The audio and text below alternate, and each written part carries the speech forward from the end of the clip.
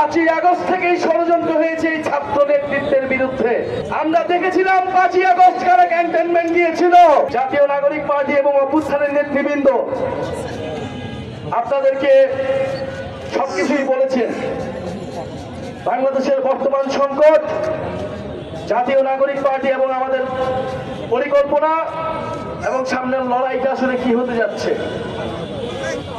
প্রিয় খুলনাবাসী, গণ অভ্যুত্থানের পরে আমরা বলেছিলাম যে এই ফ্যাসিবাদী ব্যবস্থা, যেই ব্যবস্থা মাফিয়া তৈরি করে, যেই ব্যবস্থা দুর্নীতিবাজদের প্রশ্রয় দেয়, যেই ব্যবস্থা সন্ত্রাসীদের তৈরি করে, যেই ব্যবস্থা জনগণের বিরুদ্ধে দাঁড়ায়, যেই ব্যবস্থা পুলিশ বাহিনীকে খুনি বাহিনীতে রূপান্তর করে, সেই ব্যবস্থার বিলোপ ঘটাতে হবে।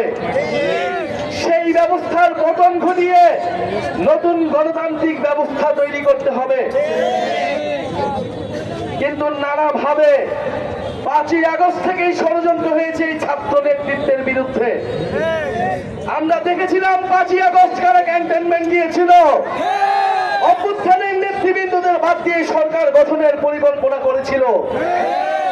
এই ছাত্র নেতৃত্ব অনেক চেষ্টা করেছে এই সরকারকে এই সময়ের রাজনীতিকে গণ অভ্যুত্থানের দিকে আনতে, কিন্তু নানা পক্ষ যারা ফ্যাসিবাদ বিরোধী আন্দোলনে আমাদের সাথে থাকলো, নতুন বন্দোবস্ত প্রতিষ্ঠার আন্দোলনে আমাদের সাথে নাই।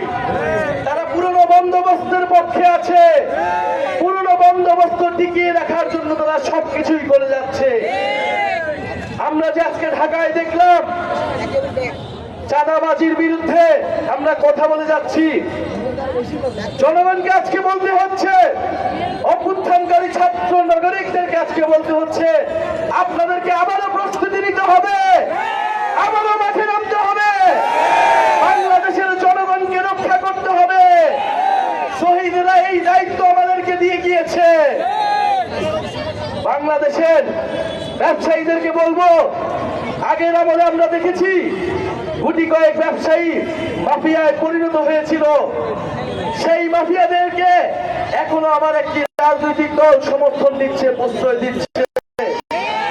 ফলে আর অন্যদিকে আমাদের ক্ষুদ্র মাঝারি খেটে খাওয়া ব্যবসায়ীরা চাঁদাবাজদের তাড়নায় তারাও বেহাল অবস্থায় রয়েছে।